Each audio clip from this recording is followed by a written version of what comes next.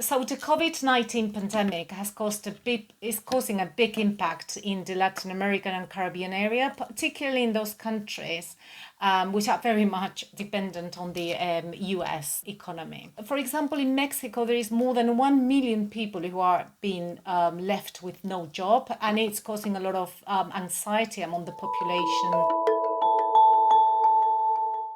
In February, López Obrador ignored the whole crisis. He didn't believe on the virus or anything else causing any impact in the country. In March, he ordered to halt all what he considered a non-essential activities in the country. Of course, it affected all the manufacturing processes and industries. In May, there was a 93% of reduction in the activity of these factories.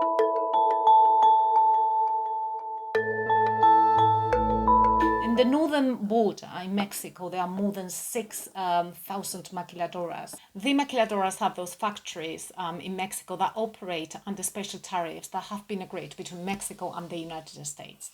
Components, materials, equipment that get into those factories in Mexico are duty-free. So, of course, this is affecting that industry very much. 80% of that production are sent to the United States. So when the crisis appeared and López Obrador suggested all the factories to stop their activities, it caused a huge impact in the United States too, because it prevented them to receive any product from Mexico. So the government, the US government and also manufacturers started to put some pressure over López Obrador, trying for him to accept and to order the reopening of these factories. And then the violations of labor, the regulations started.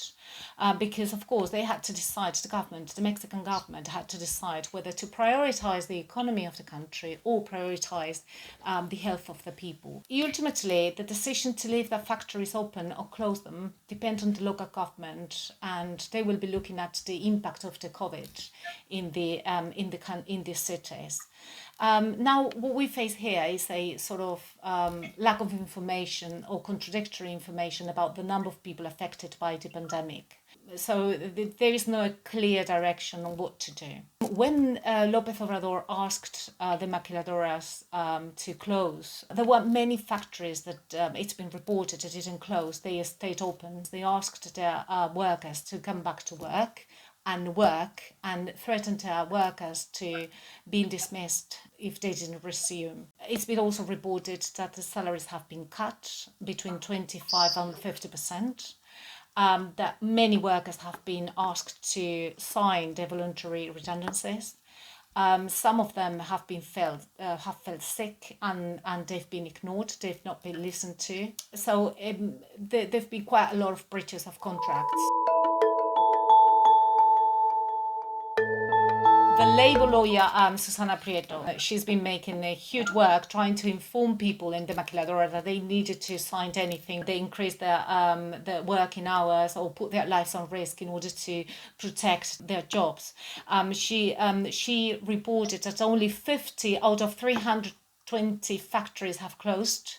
And they've been a huge violation, as I said before, of those rights, putting their workers' lives on risk. She was protesting in Matamoros and she was put into prison. Many other protests have run in the city. Many workers have come to the street and they have protested for trying to claim for their rights, the protection of their rights and their lives.